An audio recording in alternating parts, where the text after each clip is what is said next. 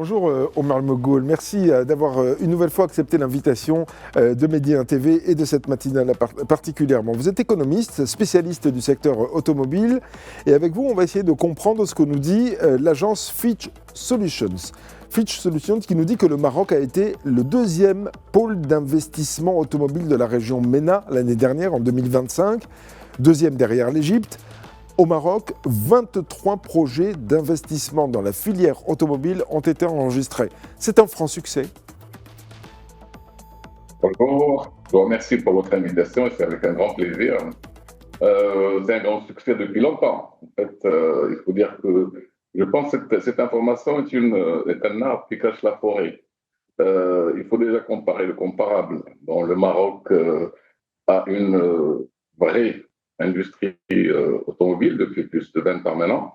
Nous avons un écosystème intégré avec un taux d'intégration intégré à la chaîne de valeur mondiale. Et le Maroc est le premier exportateur pratiquement d'Afrique. On exporte vers l'Europe. Et nous avons au Maroc euh, depuis la matière première jusqu'au produit final. Donc c'est vraiment une industrie au vrai sens du terme.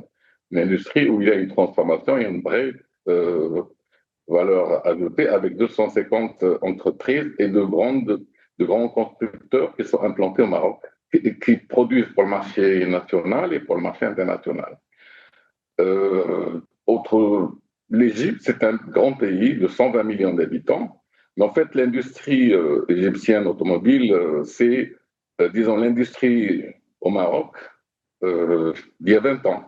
C'est essentiellement du CKD, c'est-à-dire c'est une industrie d'assemblage de pièces, en partie produites localement, mais en grande partie importées. Oui, ce que vous voulez dire, c'est que finalement, il y a plus de valeur ajoutée dans la production automobile marocaine? C'est tout à fait normal parce que vous avez toute l'industrie, c'est-à-dire toute la filière, depuis la matière première en passant par les pneumatiques, les moteurs qui sont fabriqués localement, l'emboutissage c'est local au niveau de Tanger, au niveau de Kénitra, les sièges, je veux dire, vous avez un taux d'intégration qui avoisine 70%. En Égypte, c'est le CKD, le taux d'intégration ne dépasse pas 30% de pièces produites localement. Un marché égyptien qui est évalué pour 120 millions, il est évalué à autour de 30 à 40 000, voire 50 000 voitures par an. L'objectif égyptien est d'arriver à 100 000 voitures en 2030 au niveau local, alors qu'au Maroc, nous avons un marché qui a cru cette année de 34%, qui est de 234 000 voitures pour 38-39 millions d'habitants. Donc, avec un taux d'équipement des ménages au Maroc de 1 sur 3, 30% des ménages disposent d'un véhicule. En Égypte, moins de 1%. Donc, je veux dire que deuxième élément le plus important, c'est que bon, les projets qui ont été réalisés en Égypte, ce sont des projets qui rentrent dans cet écosystème de CKD, de composants, de montage de composants ou de composants. Alors qu'au Maroc, bon, nous avons les entreprises multinationales qui s'implantent. D'abord, il y a les gigafactories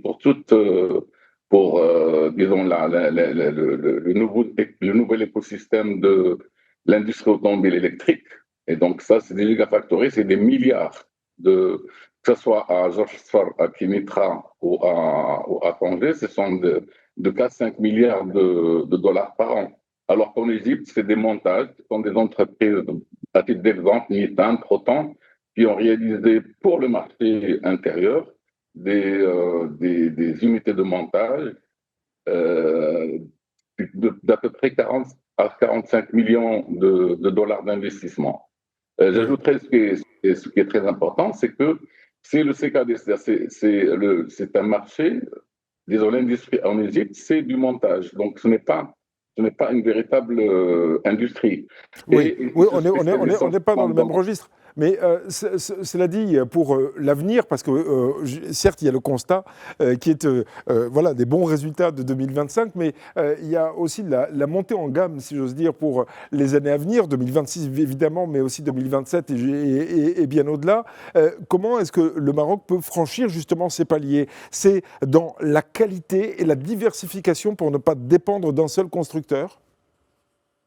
Ça ne dépend pas d'un seul constructeur. Bon, je veux dire, vous avez déjà deux grands constructeurs, bien sûr, qui sont là, qui ont une plateforme très, très importante de la production de moteurs jusqu'à la voiture.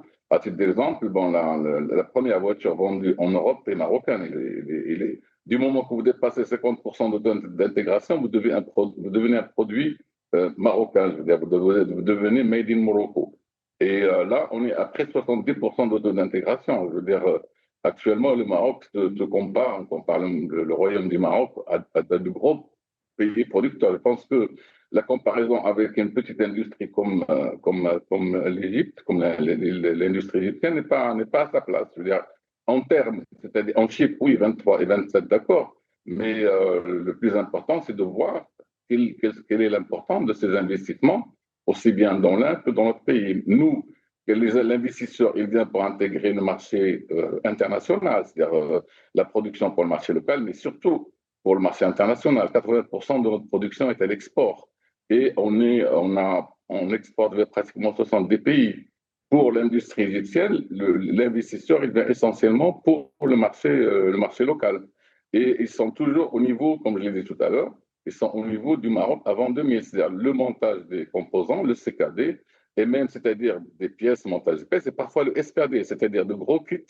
La voiture est importée en une dizaine de kits qui sont montés en Égypte. Et ils ont une seule ligne, par exemple, dans une grande usine, ils ont une seule ligne pour plusieurs modèles, ce qui n'est pas le cas au Maroc. Nous avons des unités de production, je dirais, qui dépassent de loin les unités de production européennes. Oui, et avec, vous l'avez dit, de la valeur ajoutée, de l'ingénierie également bien marocaine, et avec un taux d'intégration qui est nettement supérieur. Alors, je ne suis pas en train de dire qu'on ne joue plus dans la même catégorie que l'Égypte, mais tout de même, il y a une vraie différence entre la production égyptienne et la production marocaine, et c'est salué par l'agence Fitch Solutions. Merci beaucoup, Omar Mogoul, d'avoir été en direct avec nous sur Média TV. Je rappelle que vous êtes économiste et spécialiste du secteur automobile.